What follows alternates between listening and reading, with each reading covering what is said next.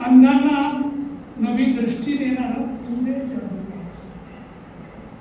तुझ्या अभ्यासाचं, तुझ्या ज्ञानाचं, तुझ्या तपाचं किती रे करू कौतुक, माझ्याकडे शब्द नाही. म्हणूनच हा रुग्ण ज्याला तू बरं केलंस त्याचा तुला मानाचा पुढचं बुबुळ खराब असतं, म्हणजे डोळ्यातला आपला काळा भाग ज्याला कॉर्निया म्हणतात किंवा बुबुळ म्हणतात, तो पांढरा पडला असेल, त्याच्यावर टीक पडली असेल तरच नेत्रदानात मिळालेल्या डोळ्यांचा त्याला फायदा होतो. इंडियन डेंटल असोसिएशन पुणे यांनी अवयवदान दिंडी व एक परिसंवाद आयोजित केला होता. यामध्ये अनेक तज्ज्ञांनी आपले मार्गदर्शन केलेले आहेत, अनेकांच्या शंकांचे निरसन केले, तसेच याबद्दल अत्यंत उपयुक्त माहिती सांगितली. यावेळी दात्यांचा सत्कार पण करण्यात आला. नमस्कार मंडळी, मुद्दाम आज भाषण किंवा टॉक्स न ठेवता परिसंवाद ठेवला आहे, कारण चर्चेतनं बरेचसे विषय जास्त सोप्या पद्धतीने हाताळता येतात आणि म्हणतो तसं आपल्याकडे तज्ज्ञ मंडळी आहेत. नेत्रदानाविषयी बरंचसं किंवा सगळंच सांगून झालेलं आहे. इथे श्रोतेगणामध्ये मला बऱ्यापैकी लोक, काही डॉक्टर दिसत आहेत, तर सांगायचा मुद्दा असा की डॉक्टर जरी असतात आणि अवयवदानाच्या कार्यक्रमाला जरी आला असतात तरी ह्याचा पुढं प्रचार आणि प्रसार करणं ही मोठी जबाबदारी तुम्हा सगळ्या डॉक्टरांवरती आता, म्हणजे आपण सगळ्या डॉक्टरांवरती आहे आणि ते आपण करतोच आहोत आणि ती पुढे करत राहणार. या बरीच संवादामध्ये आपल्याला तज्ज्ञांकडनं मार्गदर्शन म्हणण्यापेक्षा अवयवदानाबद्दलची माहिती, कोण करू शकतं, कोणाला उपयोग होतो, कोण करू शकत नाही, समाजातले गैरसमज, हे सगळे विषय आपण हाताळणार आहे. त्याचबरोबर काही लाभार्थी आणि काही दाते किंवा त्यांचे नातेवाईक आपल्याला त्यांचं मनोगत व्यक्त करणार आहेत, कारण गैरसमज दूर व्हायला आहे त्यांच्याकडनं आलेले शब्द जास्त महत्वाचे असतात असं मला वाटतं. तर मला वाटतं सुरू करताना नेत्रदानाबद्दल तुम्हाला माहिती झालेली आहे. सांगायचा मुद्दा एवढाच की ज्याचं पुढचं बुबुळ खराब असतं, म्हणजे डोळ्यातला आपला काळा भाग ज्याला कॉर्निया म्हणतात किंवा बुबुळ म्हणतात, तो पांढरा पडला असेल, त्याच्यावर टीक पडली असेल तरच नेत्रदानात मिळालेल्या डोळ्यांचा त्याला फायदा होतो. डायबिटीसमुळे मागचा पडदा खराब असेल तर नेत्रदानातून डोळे मिळालेल्या त्या लोकांना फायदा होत नाही. म्हणजे रेटिना खराब असेल तर नेत्रदानाचा फायदा होत नाही, फक्त बुबुळ पांढरा पडला असेल, ज्याला मराठीत फूल पडणे किंवा टीक येणे, टीक पडणे असं म्हणतात, तसं असेल तर ते होतं. पण चष्मा असेल, डायबिटीस असेल तर नेत्रदान मरणोत्तर करू शकतो. नेत्रदान हे मरणोत्तरच केलं जातं, अनलाईक लिव्हर आणि किडनी जे आता आपल्याला पुढच्या परिसंवादामध्ये कळेल. तर सर्वप्रथम मी देशपांडे सरांना पहिला प्रश्न विचारू इच्छितो की समाजामध्ये नेत्रदानाबद्दलची चळवळ सुरू करावी, जनजागृती पसरावी, हे पहिलं तुम्हाला का वाटलं? 2007 मध्ये पहिल्यांदा मी रीडर डायजेस्ट मध्ये गिफ्ट ऑफ लाईफ नावाचा एक आर्टिकल वाचलं आणि त्यांनी मी बराचसा भारावून गेला. माझ्या हे लक्षात आलं की या क्षेत्रामध्ये कार्यकर्त्यांची खूप कमतरता आहे आणि ज्या वेळेला मी ऑर्गन डोनेशन या विषयाचा अभ्यास करण्याचा प्रयत्न करत होतो त्यावेळेला आपले इंटरनेट वगैरे एक प्रकार नव्हतं त्यावेळेला, त्यामुळं जे असलं तरी एवढं आकस्मिक झालेलं नव्हतं. त्यामुळं मला काही कुठलं माहिती मिळाला, अक्षरशः ती माहिती मिळवण्यासाठी मला इतका प्रयत्न करायला लागला आणि बऱ्याचशा डॉक्टर्सना मी विचारलं, डॉक्टर्सना सुद्धा माहिती नव्हती, त्यातली शून्य माहिती होती. कुणी शोधून काढली माणसं, मुंबईवरून ज्याची हॉस्पिटल नामबद्दल मग इतक्या लोकांना मी कॉन्टॅक्ट केलं आणि काही माहिती गोळा केली. म्हणजे आपल्याला लक्षात आलं की अरे आपल्याला इतका प्रयत्न करून सुद्धा माहिती कळत नाही आहे, तर समाज प्रबोधन व्हायचं कधी आणि कसं?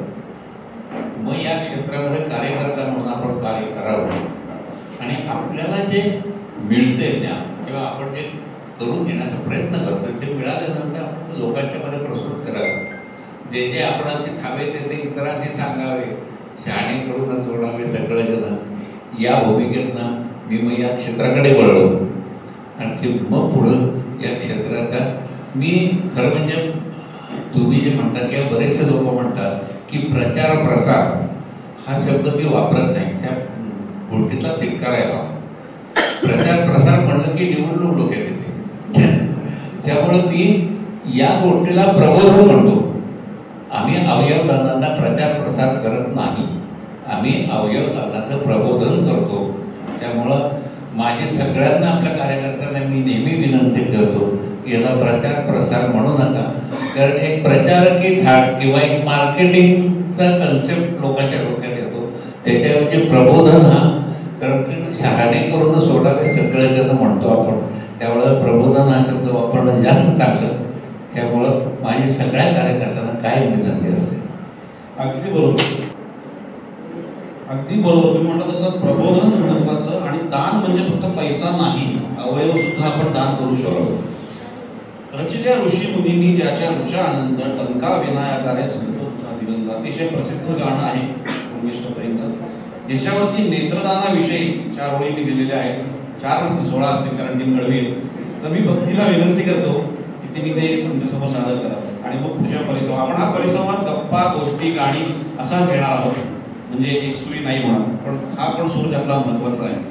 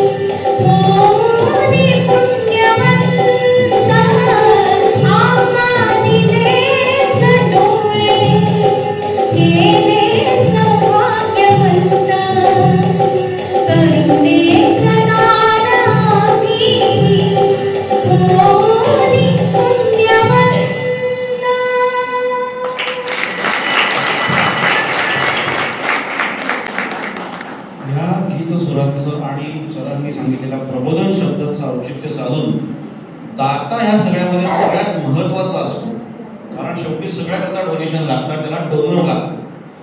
तुम्ही व्यासपीठावर श्री प्रशांत जागडे सर आले आहेत का? त्यांना विनंती करतो की त्यांनी त्यांचं मनोगत व्यक्त करावं, कारण डॉक्टरने कितीही सांगितलं तुम्ही आय डोनेशन करा, लिव्हर डोनेशन करा, पण जोपर्यंत ज्यांनी डोनेशन केलंय त्याचा दृष्टिकोन कसा बदलला आणि त्याला त्याच्याबद्दल काय वाटतंय हे त्याच्या मुखातून ऐकणं जास्त महत्वाचं आहे. त्यामुळे प्रशांत जागडे सर एक 5 मिनिटात आपल्याला सांगतील की त्यांचा दृष्टिकोन कसा बदलला आणि आज त्यांना या सगळ्याचा फायदा समाजाला झालाय का नाही. हॅलो, मला फार बोलायची सवय नाही, जरा सांभाळून घ्या. डॉक्टरांचा आणि डॉक्टर भक्तिदादांचा मी कौटुंबिक स्नेही आहे पहिल्यापासून. डॉक्टरांकडून कायमच अवयवदान आणि नेत्रदानाबद्दल आमची कायम चर्चा व्हायची. कधी जवळच्या लोकांची डेट वगैरे झाली की डॉक्टरांना सांगितलं तर डॉक्टर म्हणाले, अरे तू त्यांनी नेत्रदान सांगितलंच का त्यांना? कधी काही लोकांना सांगायचो, काही लोकांकडनं त्याच्याबद्दल प्रतिसाद मिळायचा. दुर्दैवाने माझ्या घरात पत्नीचं लवकर निधन झालं. माझ्या अगदी अल्पवय एवढं दिसतं त्यावेळेला. माझ्या डॉक्टरांनी सांगितलं होतं ते होतंच. मी सरांना सांगितलं की आपण नेत्रदान करूया. नेत्रदान केलं. नंतर मला 15 दिवसांनी डॉक्टरांनी सांगितलं की तिचे दोन्ही डोळे 2 व्यक्तींना उत्तमरित्या फिट बसले आणि दोघांना दृष्टी मिळाली. मलाही आपल्याला ही विनंती आहे की आपल्याही बाबतीत कधीतरी कौटुंबिक जवळच्या लोकांचं असं काही निधन वगैरे काही झालं घडली तर तुम्ही नक्की नेत्रदान करा. आणि हेच दान सर्वात मोठे आहे असं मला वाटतं. धन्यवाद.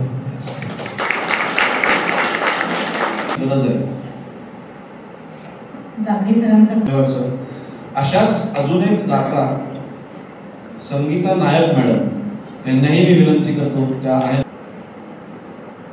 नमस्कार. व्यासपीठावरचे सगळे मान्यवर आणि सगळ्यांना नमस्कार. सो मी 10 वर्षापूर्वी मी माझ्या लिव्हरचा एक पोर्शन माझ्या भावाशी शेअर केला म्हणेन. मी डोनेट नाही केला. सो अचानकच, म्हणजे मी गोव्याची आहे, मूळ पुण्यात स्थायिक झालो होता मी, आणि भाऊ आणि माझे सगळे गोव्यातच असतात. सो अचानक त्याला एके दिवशी, म्हणजे असं 15 दिवस थोडंसं नॉशेटिक फिलिंग आणि असं म्हणजे वेगळं वाटायला लागलं होतं. आणि त्याला हेपेटायटिक एचा असा काही अटॅक झाला की तो एकदम फेटलच अटॅक मी म्हणेन की लिव्हरवरच झाला.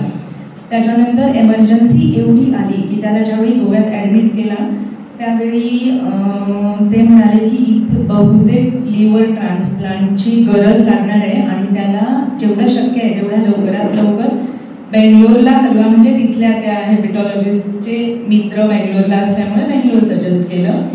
आणि त्याला बेंगलोरला ज्यावेळी पोचला तो त्यावेळी 72 तास राहिले होते. आणि मी पुण्यात, तो गोव्याहून बेंगलोरला गेलाय आणि सर्जरी बेंगलोरला. सो असं एक खूप विचित्र सगळं झालं होतं.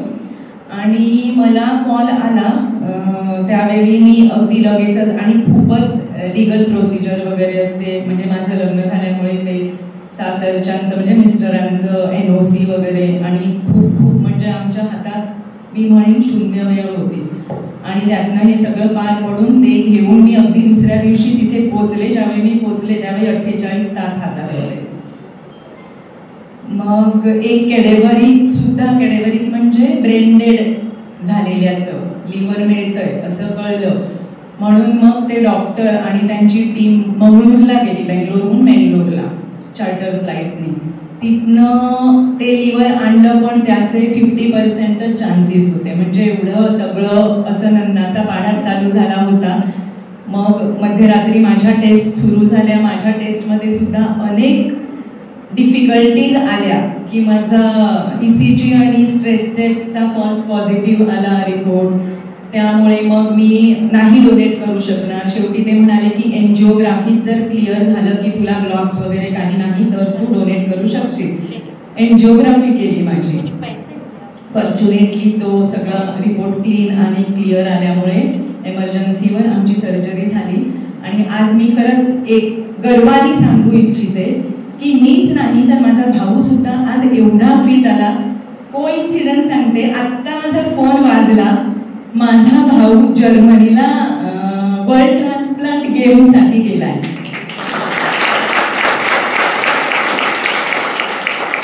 इंडियन ॲथलेटिक टीमचा कॅप्टन म्हणून सिलेक्ट झाला तो.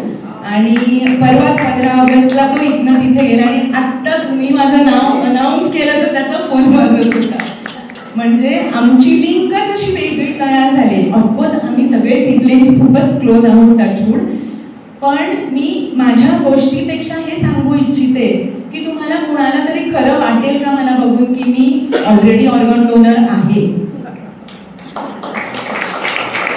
म्हणजे जिवंतपणी अनेक ऑर्गन डोनेट करता येतात, काही अनेक म्हणजे खूप नाही, पण मरणोत्तर तर खरंच मी तर अगदी सगळ्यांना अशी विनंती करेन की परवाच मी एकदा बोलताना म्हटलं की मरावे परी कीर्ती रूपी उरावे, अशी जी म्हण आहे ती मी थोडीशी वेगळी करून म्हणेन की मरावे परी अवयव रूपी उरावे. म्हणजे खरोखरच की ते ऑर्गन जाळून काय मिळवणार आहोत आपण, त्यापेक्षा जे काही मरणोत्तर दान करता येतात. आता ह्या डिस्कशन मध्ये सगळं ते होईलच पुढे, मी जास्ती नाही वेळ घेणार. सो ते आपण मरणोत्तर तरी अवयवदान अगदी जरूर करावेच. आणि मरण म्हणजे जिवंतपणी तर आता मी एवढी फिट आहे आणि जे रेसिपियंट असतात ते सुद्धा अगदी नॉर्मल लाईफ जगू शकतात. सो बस अवयवदान करा आणि स्वतःला जिवंत ठेवा, एवढंच. थँक्यू. काय होणार काही नाही, मी करू नको करू, फॅमिली इनलॉस इतकं प्रेशर असतं आणि त्याच्यामध्ये एवढं मोठं ऑपरेशन करून घेणं हे अत्यंत अवकाश आहे.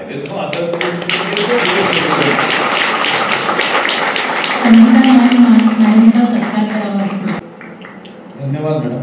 राजेकर सर, मी तुमच्याकडेच पुढच्या प्रश्न घेऊन येतोय की थोडंसं आपल्या लोकांना लिव्हर ट्रान्सप्लांट, किडनी ट्रान्सप्लांट म्हणजे कोणाला बसतं, कोण दान करू शकतं, मॅडमला अंश बसतो का, थोडंसं आपण हायलाईट केलं तर. लिव्हर हे दोन मेन ऑर्गन्स असतात जिथे आपण ट्रान्सप्लांटचा विचार करतो, सगळ्यात कॉमन आहे. तर किडनी फेलियर हे डायबिटीजमुळे सगळ्यात कॉमनली होतं आणि आजच्या काळामध्ये अराउंड भारतामध्ये अराउंड 36,000 लोकांना किडनी ट्रान्सप्लांटची गरज आहे. अराउंड 7,000 to 8,000 हे नोन असे लोक आहेत ज्यांना लिव्हर ट्रान्सप्लांटची गरज आहे. जे काही डोनेशन होतं त्याचा अंशतः डोनेशन होतं, त्याच्यामुळे आपल्याला एक लिव्हिंग डोनरकडे कल घ्यावा लागतो.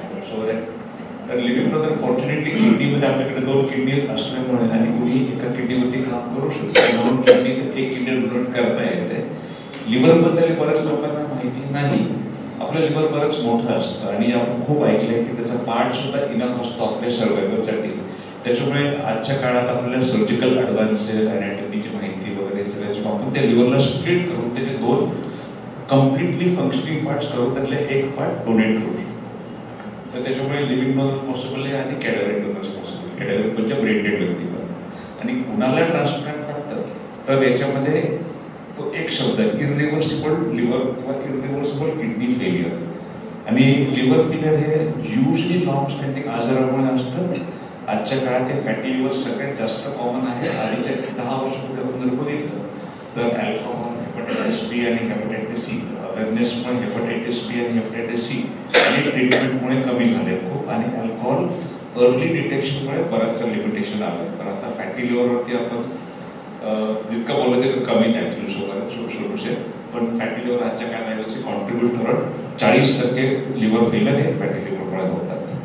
आणि किडनी फेलियर्स हे मोर देन 90% डायबिटीजवाले असतात. लॉंग टर्म अनकंट्रोल शुगरमुळे किडनी डॅमेज झालेली.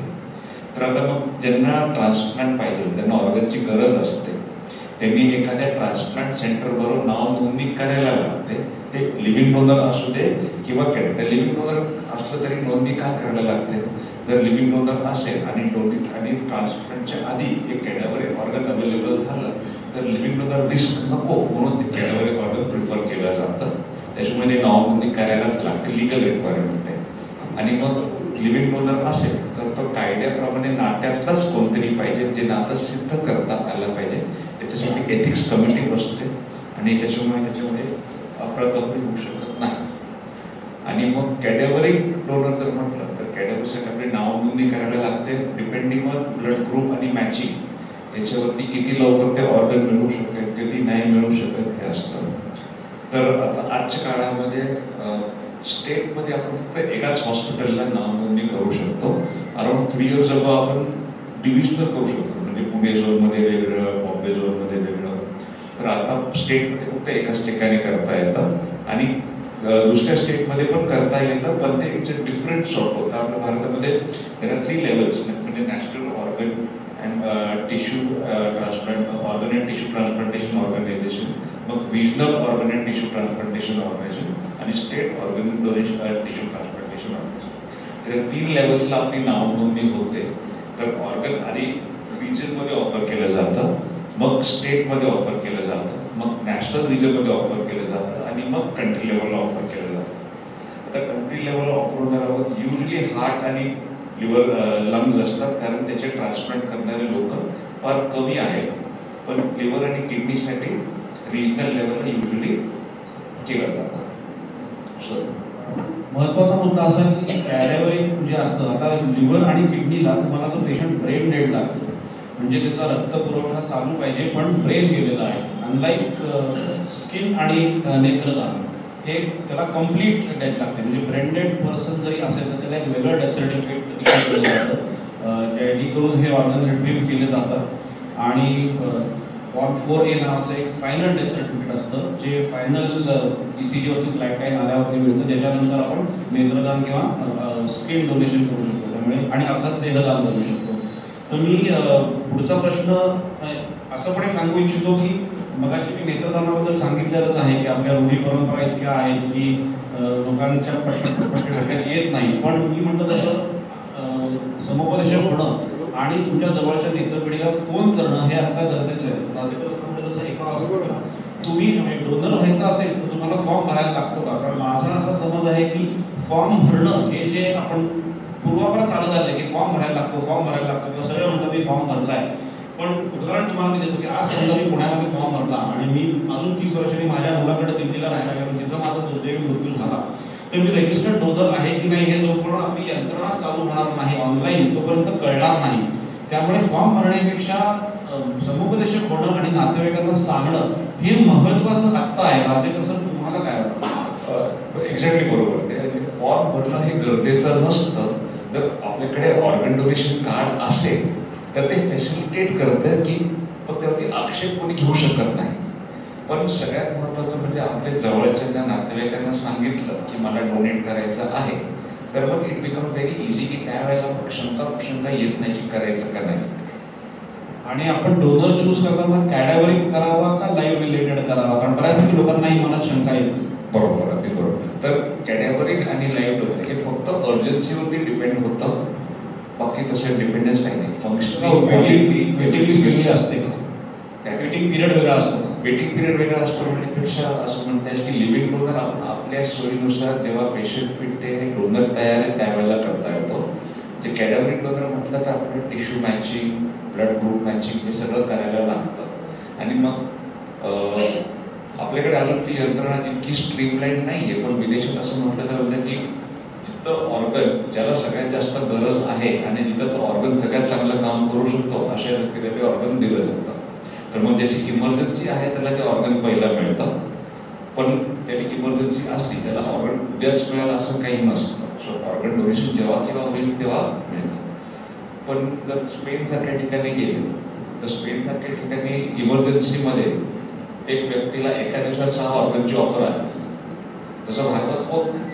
त्याच्यामुळे लिव्हिंग डोनरचं ऑप्शन ओपन असतं. जिथं इमर्जन्सीमध्ये काही लागलं तर नात्याचं कोणी डोनेट करत असलं तर वेटिंग पिरियडपेक्षा अवलंबून राहायला लागत नाही की इतके प्रोव्हाइड असतं. आणि रेसिपियंटला डोनरचा पत्ता नाव कळू शकतं का? कॅडेव्हरिकमध्ये अजिबात नाही.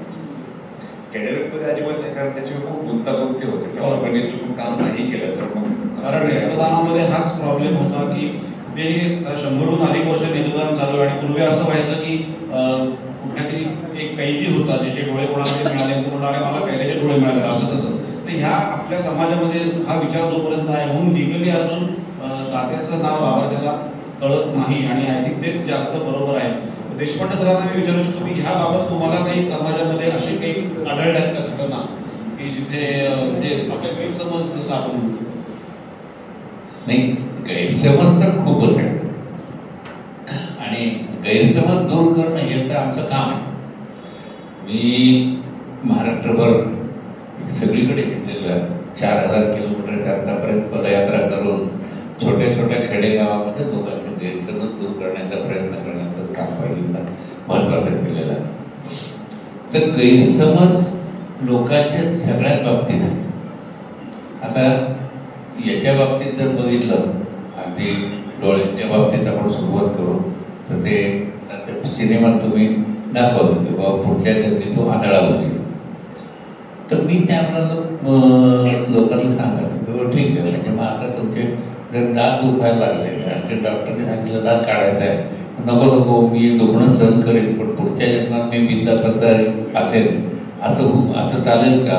किंवा एखादा जखम झाली तुम्हाला आणखी डॉक्टरने सांगितलं की गॅंग्रीन झाला आणि डॉक्टरने सांगितलं की नाही पाय कापून टाकायला लागेल, नाही तर तुम्ही जगणार नाही, तर डॉक्टरने असाच मरेल, पण माझा पाय कापू नका, पुढच्या जन्मी मी लढायलाच मरेल असं तुम्ही कधी म्हणाल का? म्हणजे हे नाही म्हणत तुम्ही. मग नेत्रदान करण्याच्या बाबतीत मात्र आम्ही पुढच्या जन्मी आंधळ्या जन्माला येईल. म्हणजे या अंधश्रद्धांच्या पासून दूर व्हायला पाहिजे. दुसरी गोष्ट म्हटलं, हे असं कुठं म्हटलेलं आहे, तर असं कुठंही म्हटलेलं नाही. याच्याबद्दलचा कोणी म्हणजे अगदी धर्मशास्त्रात सुद्धा असं कुठं सांगितलंय का? तर कुठंही सांगितलं नाही. लोकांचे गैरसमज असतात आणि हे सोडून द्या, मी जुने गैरसमज सोडून द्या. अलीकडचे गैरसमज की जे सोशल मीडियामुळे निर्माण झालेले आहेत. सोशल मीडियाचं जसं इंटरनेट किंवा सोशल मीडियामुळे जसं माहिती मिळते तशी चुकीची माहिती सुद्धा प्रचंड मोठ्या प्रमाणात मिळते.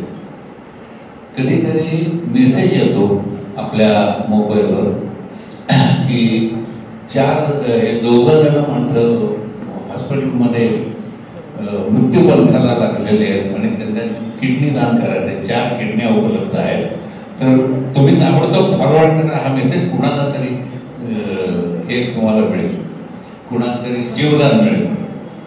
लोकांच्या चांगल्या भावनांना हात घालून चुकीची माहिती पसरवण्याचा हा एक जो प्रकार आहे तो खूप वाईट आहे आणि खूप डेंजरस आहे. हा मेसेज मला माझ्या कित्येक डॉक्टर मित्रांच्याकडून मिळालेला आहे. हा त्यातल्या त्यात आणखी वाईट प्रकार आहे. कारण माणसांना असं वाटतं की डॉक्टरकडनं आलेला मेसेज म्हणजे ऑथेंटिकच आहे. आणि म्हणून मी माझ्या इतक्या डॉक्टर मित्रांना सांगितलं की अरे बाबा असले मेसेज तुम्ही तरी पाठवू नका. बाकीच्या लोकांनी, अशिक्षित लोकांनी पाठवलं तर समजू शकतं, असं सुद्धा होऊ शकतं. म्हणून या गोष्टीमध्ये आपल्याला लक्षात येतं की प्रबोधन कुठल्या लेवलपर्यंत आवश्यक आहे. प्रबोधन फक्त सर्वसामान्य माणसांच्यात नाही, खूप वरच्या लेवलपर्यंत आवश्यक आहे. अगदी बरोबर. सोशल मीडियापेक्षा जेवढं सोशल तेवढंच मीडिया वापरावा असं मला वाटतं आणि फार त्याच्या जे वाटते ते काही फॉरवर्ड करत नाही. आता नेत्रदानाचं कसं असतं, एक बुबुळ 3 लोकांना वापरलं जाऊ शकतं असं म्हटलं जातं. बरोबर आहे, वापरलं जाऊ शकतं. लेअर बाय लेअर त्याचा वापर केला जातो. सेप्टिसिमिया, HIV, सिफिलिस, HBsAg ह्या आजारांनी जे मृत्यू पावतात त्यांचे डोळे वापरता येत नाहीत, पण ते संशोधनाकरता किंवा मुलांच्या शिक्षणाकरता वापरले जाऊ शकतात, म्हणजे हुतकरून डोळ्याच्या डॉक्टरांकरता. मी सरांना पुढचा प्रश्न विचारू इच्छितो की देहदानाबद्दल बऱ्याचशा लोकांच्या मनात असतं की आम्ही देह का देऊ, तर देहदानाबद्दल लोकांच्या मनातले गैरसमज आणि त्याचा वापर कसा होतो हे थोडक्यात. नमस्कार सगळ्यांना. सर्वप्रथम IDAचे members doctor Datar sir, Bhakti Datar madam, doctor Gayatri More madam यांना धन्यवाद म्हणेल, त्यांनी मला या कार्यक्रमाला बोलवलं. आज देहदानाचं जे आम्ही काम करतो, मी अॅनाटॉमी शरीर रचनाशास्त्र विभागात काम करतो. आम्हाला जे डेड बॉडीज आम्ही ज्याला कॅडेवर म्हणतो, जे आम्हाला डोनेशन थ्रू मिळतात, त्यांचा मेन यूज जो आहे तो आम्हाला मेडिकल एज्युकेशनसाठी होतो. म्हणजे आमच्या कॅम्पसमध्ये जे मेडिकल कॉलेज आहे, डेंटल कॉलेज आहे, फिजिओथेरपी कॉलेज आहे, नर्सिंग कॉलेज आहे, त्या मुलांच्या एज्युकेशन पर्पजसाठी आम्ही ज्या मृत व्यक्तीने त्यांचं पूर्ण देहदान, त्यांची पूर्ण बॉडी डोनेट केलेली आहे, त्यांच्या वेगवेगळ्या अवयवांचा उपयोग आम्ही मुलांच्या शिक्षणासाठी करतो. त्यावर रिसर्च होतो. पोस्ट ग्रॅज्युएट जे कोर्सेस आमच्याकडे आहेत, सर्जिकल कोर्सेस आहेत, सर्जरी आहे, ऑर्थोपेडिक्स आहे, ऑप्थॅम आहे, ENT आहे, तर त्या पोस्ट ग्रॅज्युएट जे डॉक्टर्स आहेत आमच्याकडे, त्यांना पण शिकण्यासाठी आम्ही कॅडेवर्स उपलब्ध करून देतो. याहीपेक्षा पुढे जाऊन जे ऑर्गन्स आम्ही डोनेशन केलेल्या लोकांच्या शरीरातून काढतो, ते ऑर्गन्स आम्ही आमच्या म्युझियममध्ये डिस्प्ले करतो. जे लिम्स आहेत, प्रोसेक्टेड लिम्स आहेत, ते आम्ही अजूनही आमच्या मुलांच्या एज्युकेशनसाठी वापरतो. त्यामुळं मी आनंदाने सांगू शकतो की आतापर्यंत आम्हाला एकूण 215 बॉडीज आम्हाला आतापर्यंत मिळालेल्या आहेत 1995 पासून. आणि किमान 2200 लोकांनी आमच्याकडे रजिस्ट्रेशन केलेलं आहे. अजून एक गैरसमज आहे की फॉर्म भरायला पाहिजेच का, तर बिलकुल नाही. एखाद्या व्यक्तीने फॉर्म भरला नाहीये पण शेवटच्या काही दिवसात जर त्या व्यक्तीने इच्छा बोलून दाखवली असेल की मला माझं देहदान करायचं आहे, नातेवाईकांनी मृत्यूनंतर आमच्याशी कॉन्टॅक्ट करावा, आम्ही एक्सेप्ट करतो. कुठे कॉन्टॅक्ट करायचा त्यांनी? आमचा जो ब्लड डोनेशनचा फॉर्म आहे त्यावर आमचे फोन नंबर आहेत, आमचा लँडलाईन नंबर आहे, आमचा टेक्निशियन संदीप खालकर आणि माझा स्वतःचा नंबर फोन नंबर त्यावर आहे. कुठल्याही मेडिकल कॉलेजमध्ये अप्रोच झालं तरी चालू शकतं अगदी. अजून एक आपलं असं आहे की मेडिकल कॉलेजलाच कॉन्टॅक्ट करायला पाहिजे असं नाहीये. याची एक रजिस्ट्री असते जे सगळ्या मेजर हॉस्पिटल्समध्ये अवेलेबल असते. मेडिकल सगळ्या मेजर हॉस्पिटलच्या सोशल वर्करकडे ही लिस्ट अवेलेबल असते. त्यांना फक्त सांगितलं तरी ते फॅसिलिटेट करू शकतो. पुन्हा नातेवाईकांना माहिती असणं महत्त्वाचं. आणि मृत्यूनंतर नातेवाईकांनी हॉस्पिटलला फोन करून किंवा मेडिकल कॉलेजला फोन करून जरी सांगितलं की बाबा यांची अशी इच्छा होती आणि बरोबर ना. 1949 मध्ये बॉम्बे अॅनाटॉमी ऍक्ट आला होता. त्या ऍक्टनुसार मेडिकल कॉलेजेस जे गव्हर्नमेंट मेडिकल कॉलेज शासकीय वैद्यकीय महाविद्यालय ते बॉडी एक्सेप्ट करू शकत होते. पण वारंवार जसं अनुभव आला त्याप्रमाणे शासनाने कायद्यामध्ये दुरुस्ती केल्या आणि सध्या लेटेस्ट 2024 मध्ये महाराष्ट्र अॅनाटॉमी ऍक्ट हा जो आता आपण फॉलो करतो त्यामध्ये त्या कायद्याची व्याप्ती वाढवण्यात आलेली आहे.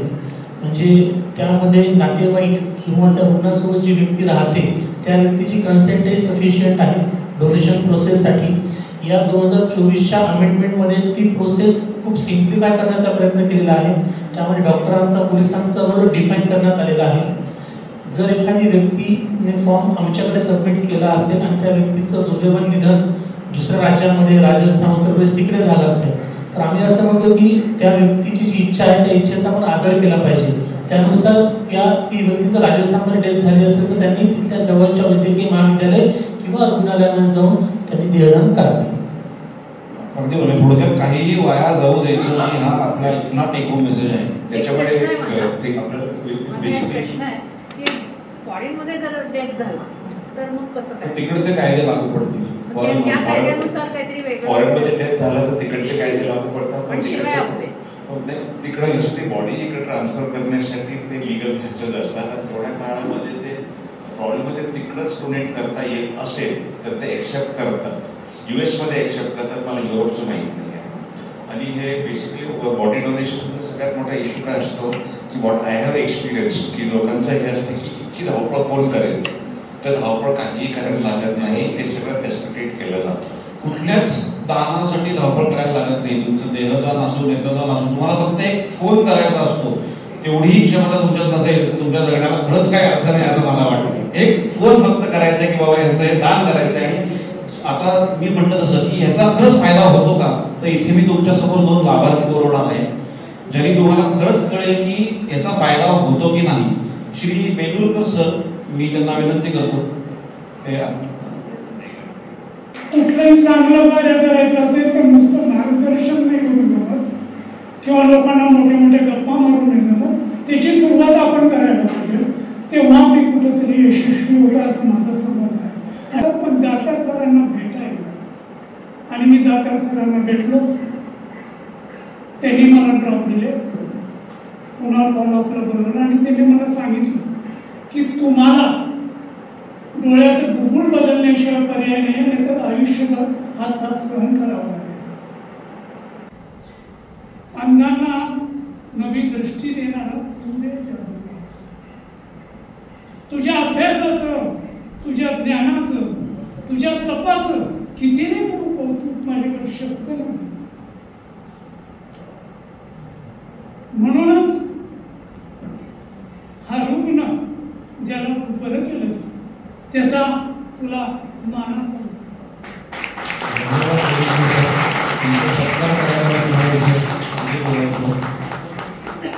आणि आजच खरं आम्ही नाही, जादूगर हे समुपदेशक आहेत जे ऑर्गन डोनेशन घडवून आणतील असं मला वाटतं. जसं राजेंद्र सरांनी सांगितलं की मॅचिंग लागतं लिव्हर आणि किडनीला, तसं डोळ्याला मॅचिंग नसतं. त्याला HLA टायपिंग किंवा ब्लड ग्रुप मॅचिंग लागत नाही. तो सूट होईल की नाही हा थोडासा नशिबाचा भाग असतो. याच्यानंतर मी असंच आपले एक doctor senior doctor Vishnu Hegde sir यांना वरती आमंत्रित करतो. त्यांना कुठला अवयव मिळालेला आहे हे मी सांगणार नाही, त्यांच्या दिल की बात हे तुम्हाला थोडक्यात सांगते.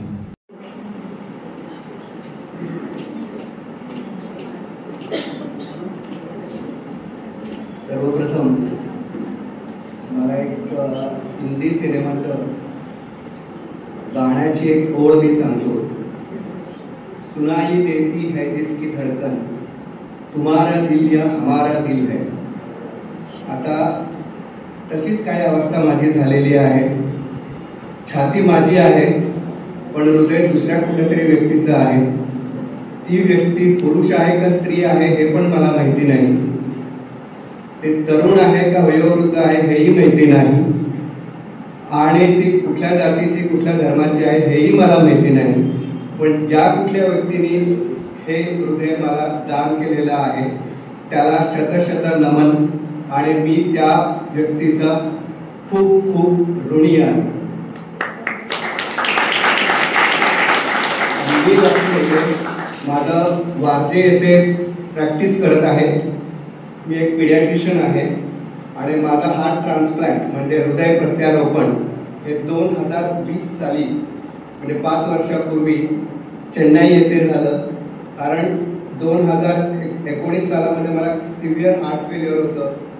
माझं इजेक्शन फ्रॅक्शन जे नॉर्मली जे 55 ते 70% असतं ते माझं फक्त 15% पर्यंत जाऊन पोचलं होतं. साधारण 40%च्या खालती आपण हार्ट फेल्युअर असं म्हणतो. परंतु माझं एकदम सिव्हिअर हार्ट फेल्युअर होतं. मला खूप दम लागत होतं. माझे पाय खूप सुजलेले होते. मी डिसेंबर 2019 साली 4 वेळा दीनानाथ मंगेशकर हॉस्पिटलमध्ये ॲडमिट होतो. माझे मित्र डॉक्टर रमेश कुलकर्णी हे मला सारखे बघायचे. ॲडमिशन करायचो, परत घरी यायचो, इंजेक्शन घ्यायचो. आणि त्याच्यानंतर मला कल्पना होती की मला हार्ट ट्रान्सप्लांटच लागणार आहे. म्हणून मी लगेच 2020 जानेवारीमध्ये चेन्नईला गेलो. चेन्नईमध्ये मला हार्ट ट्रान्सप्लांट डॉक्टर बालकृष्ण म्हणून एक सुप्रसिद्ध कार्डिओथोरॅसिक सर्जन आहेत, ट्रान्सप्लांट सर्जन आहेत, त्यांनी ट्रान्सप्लांट केलं.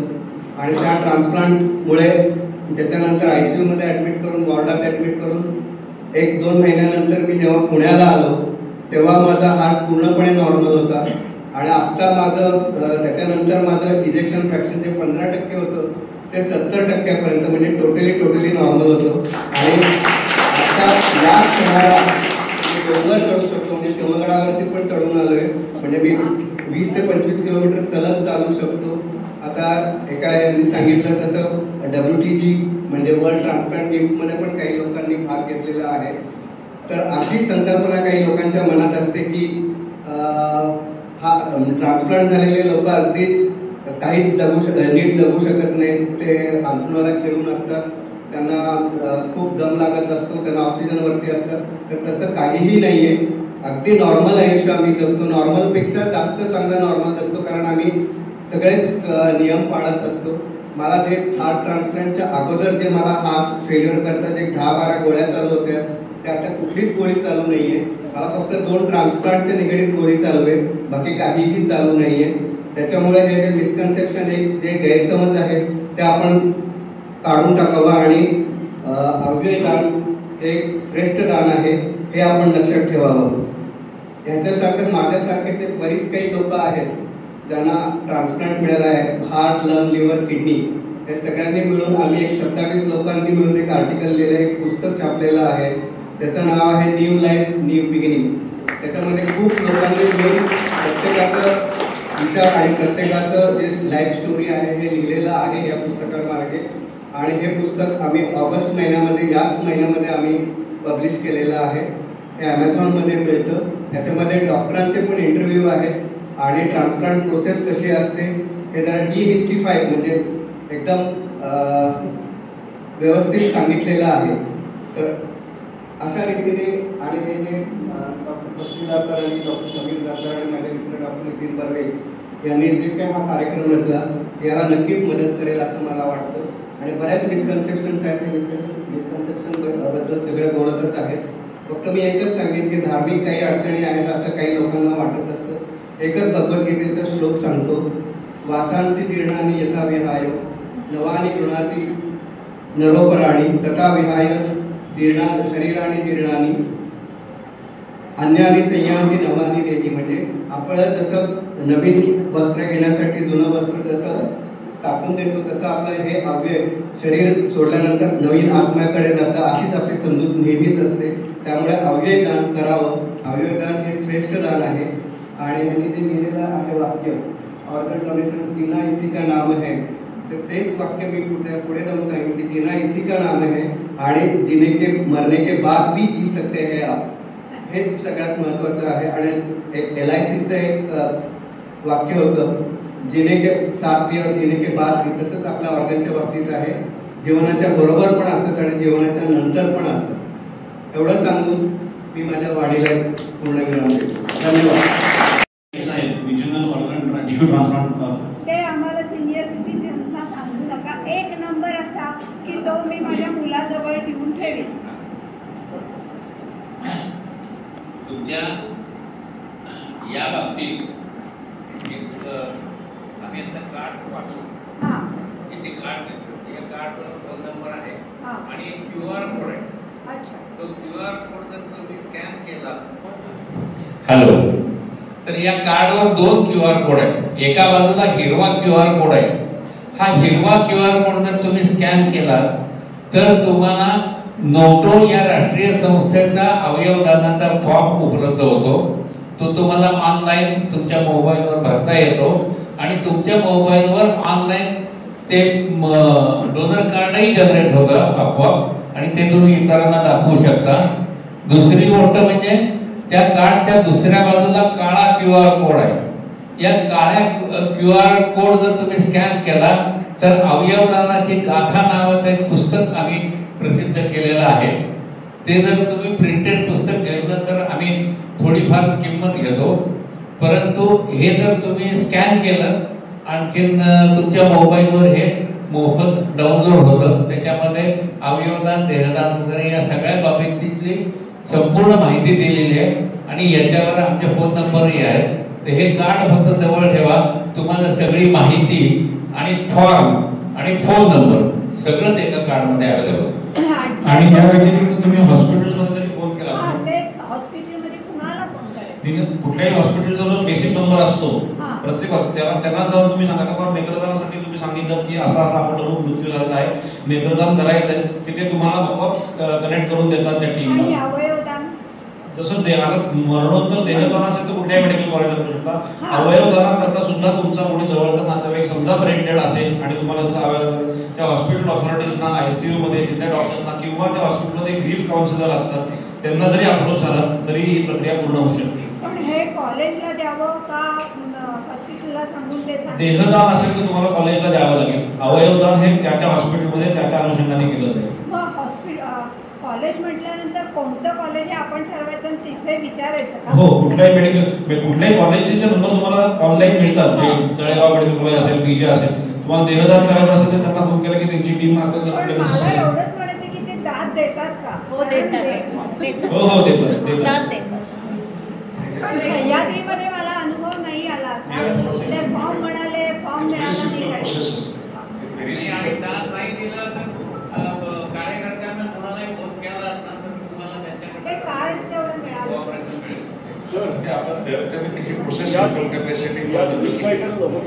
अवयवदान मी समजा कोणाचे डोळे दिले किंवा आणखी काही दिलं, किडनी दिली, काही त्यांचं लवकर आपण परत रिसायकल वापरू शकतो का? तेच तर लोक आता बोलून गेले, ज्यांना मिळालेत अवयव ते 2 लोक आता बेदुरकर सर आणि एकडे सर जे बोलले त्यांना अवयव मिळालेले आहेत. त्याच्यानंतर म्हणजे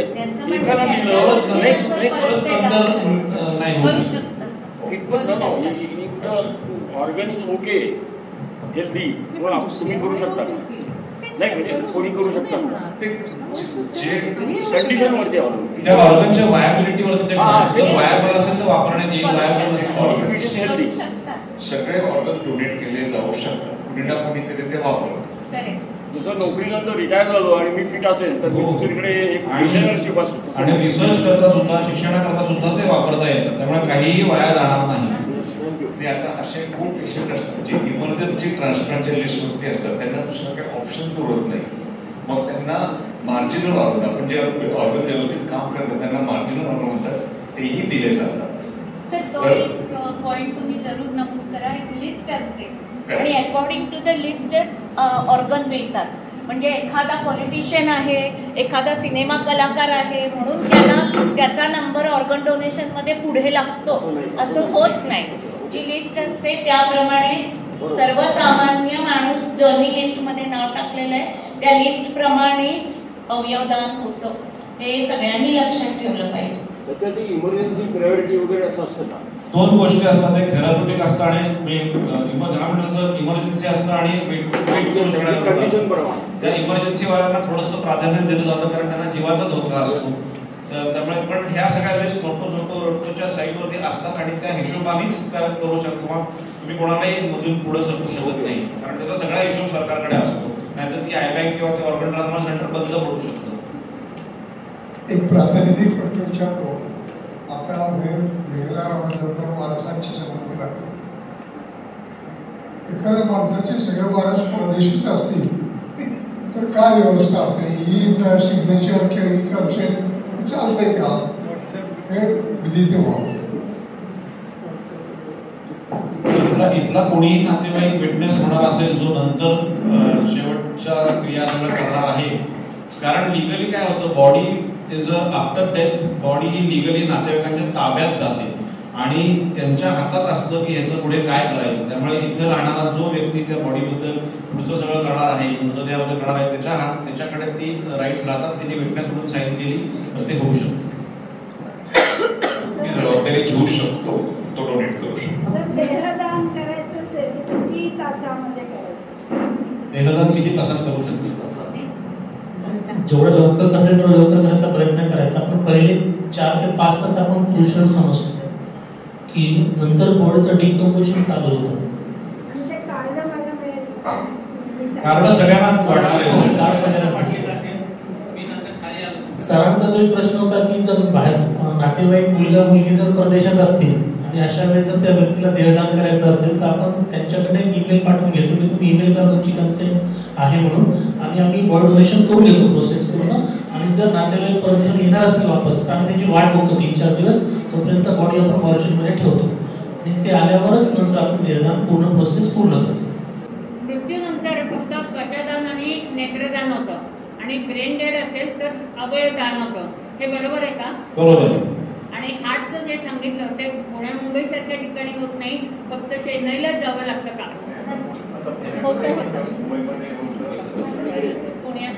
त्याच्याकरता ग्रीन कॉरिडॉर सुद्धा सरकारने बनवलेले आहे.